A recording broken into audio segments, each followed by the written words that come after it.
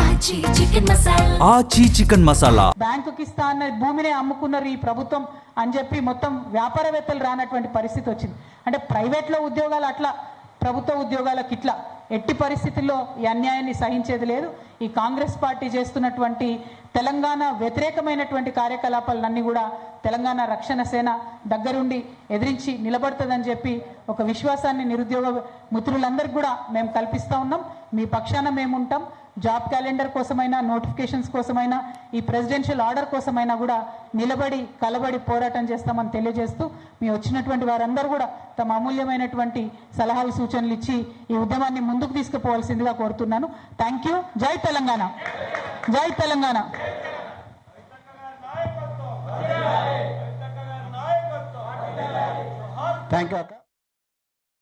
14లో రాష్ట్రం సాధించుకుంటే ఇప్పటి వరకు ఈ 12 ఏళ్లలో కూడా మళ్ళీ తెలంగాణ వారికి అడుగడుగున అన్యాయమే జరుగుతుంది. ఎందుకంటే రాష్ట్రం వచ్చిన 10 ఏళ్లలో ఉద్యోగాలు ఇచ్చినటువంటి వాటిలలో కొన్ని సంవత్సరాలు అంటే రాష్ట్రపతి ఉత్తర్వుల్లో 95% వచ్చేంత వరకు కూడా రిక్రూట్మెంట్ కొంచెం తేడాగానే జరిగింది. 95% అని చెప్పి వాస్తవానికి ఆనాడు ఉన్న బీఆర్ఎస్ గవర్నమెంట్ కేసీఆర్ గారు పట్టుబట్టి 95% అని తీసుకొని వచ్చారు, సాధించారు. దాంట్లో ఎటువంటి అనుమానం లేదు. ఆ వచ్చిన ప్రెసిడెన్షియల్ ఆర్డర్లోనే ల్యాక్ ఆఫ్ క్లారిటీ ఉంది అని చెప్పి ఇవాళ ఈ తీర్పు వచ్చింది. ఇప్పుడు ఈ 95% మన వాళ్ళకు ఉండాలని మనం అడిగితే 5% వేరే వాళ్ళకి ఇవ్వమని కాదు కదా. 95% మన వాళ్ళు పోంగా ఇంకా కూడా చాలా మంది రాసిన వాళ్ళు ఉంటారు. మన వాళ్ళు ఎవరైతే మిగిలిపోయిన వాళ్ళు ఉంటారో మెరిట్ కోటాలను ఇంకోటి తెలంగాణ వాళ్ళకే అవకాశం ఇవ్వచ్చు. కానీ ఆ 5% ఏం చేస్తున్నారు ఇప్పుడు అంటే ఏదో ఖచ్చితంగా నాన్ లోకల్ వాళ్ళతోనే ఫిల్ చేయాలి అన్నట్టుగా ఇప్పుడున్నటువంటి కాంగ్రెస్ ప్రభుత్వం ప్రయత్నం చేస్తుంది. బెస్ట్ ఎగ్జాంపుల్ ఏంది అంటే గ్రూప్ 1ని అందరం కూడా వ్యతిరేకించినాం. రాష్ట్రం వచ్చిన 12 ఏళ్లలో ఒకటే ఒక గ్రూప్ 1 వేసారు. 563 మందిని వేసారు. అందులో ఏంది ఈ 5% ఏదైతే అడిషనల్ మెరిట్ కోటా ఉంటుందో అదేదో నాన్ లోకల్ కోటా అన్నట్టు వాస్తవానికి అందులో ఇద్దరికే రావాలి బయట వాళ్ళకు ఉద్యోగాలు. కానీ 9 మందికి ఇచ్చారు.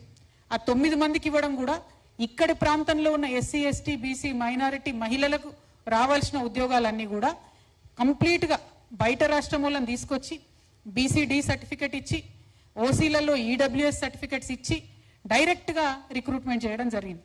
అంటే విత్ ప్రూఫ్ మాట్లాడుతున్నాను నేను. ఏది కూడా తప్పు మాట్లాడట్లేదు, ఏది కూడా మనము పేపర్లో లేనిది మాట్లాడతలేదు.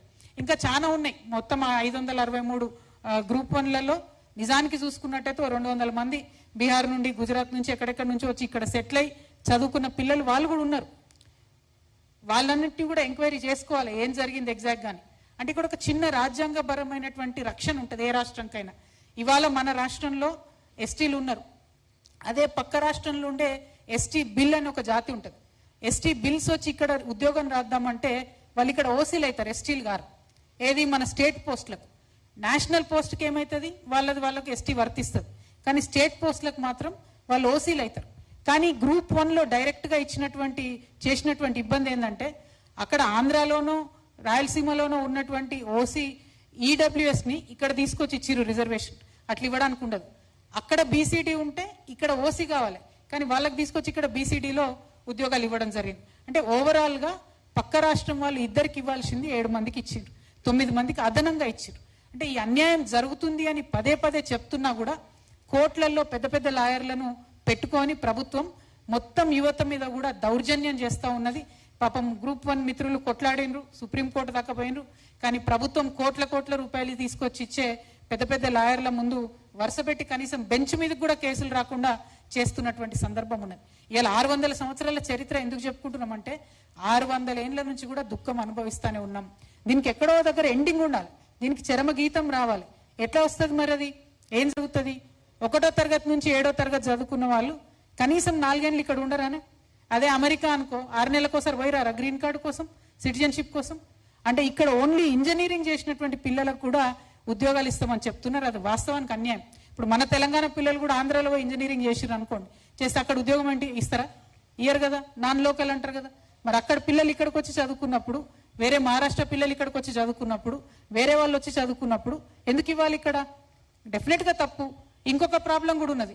సపోజ్ ఇప్పుడు మన పిల్లలు ఎక్కడన్నా మనం ఉద్యోగరీత్యా బయట ఉండి 1 to 7 బయట రాష్ట్రాల్లో చదివితే మన పిల్లలు కూడా ఇక్కడ నాన్ లోకల్ అనే పరిస్థితి వచ్చింది. అంటే తెలంగాణలో పుట్టినోడు కూడా బయట రాష్ట్రంలో 1 నుంచి 7వ తరగతి బయట చదివితే నాన్ లోకల్ ఉన్నప్పుడు మరి వేరే రాష్ట్రంలో పుట్టినటువంటి వాళ్ళు 1 to 7 బయట చదివిన వాళ్ళు ఇక్కడ లోకల్ ఎట్లయితారని ఖచ్చితంగా ప్రశ్నించాల్సిందే.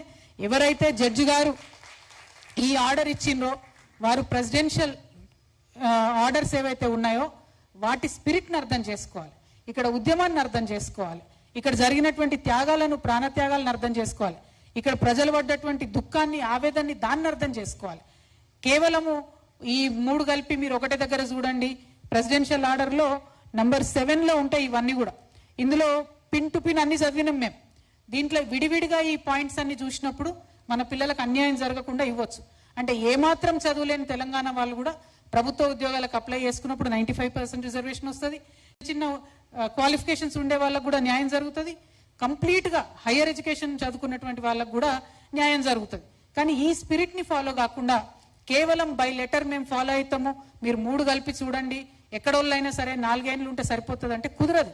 ఇక్కడ చరిత్ర అట్లా లేదు, ఇక్కడ ఉన్నటువంటి పరిస్థితి అది కాదు. ఇది మాకు రాజ్యాంగం ఇచ్చినటువంటి రక్షణ. దాన్ని తుంగలోకి దొక్కి ఇవాళ రేవంత్ రెడ్డి గారు చేస్తున్నటువంటి అన్యాయాన్ని తెలంగాణ ప్రజలకు వివరించడానికే ఇవాళ రక్షణ సేన నుండి ఈ యొక్క రౌండ్ టేబుల్ సమావేశం మేము పెట్టడం జరిగింది. వాస్తవానికి జరుగుతున్నటువంటి అన్యాయాన్ని చూస్తే ఎంత బాధ అనిపిస్తుందంటే నిజంగా మళ్ళా ముల్కీ రూలే రావాలి. 15 ఏళ్ళు ఇక్కడ ఉండి చదువుకున్నోడికే ఇక్కడ ఉద్యోగం రావాలి. ఎందుకంటే ఇక్కడ 4 ఏళ్ళు చదువుకున్నటువంటి వాళ్ళకు ఉద్యోగాలు ఇస్తే వాళ్ళు 30 ఏళ్ళు ఇక్కడ కూర్చొని జీతం తీసుకొని మళ్ళా రిటైర్ అయ్యి చనిపోయేంత వరకు ఇక్కడే పెన్షన్ తీసుకుంటారు. ఇక్కడ ఉన్నటువంటి వనరులను మన వాళ్ళకు మలుపుతారు. ఇక్కడ ఉన్నటువంటి అంశాలన్నీ కూడా నిర్ణయించేటటువంటి అధికారం వాళ్ళకు వస్తుంది.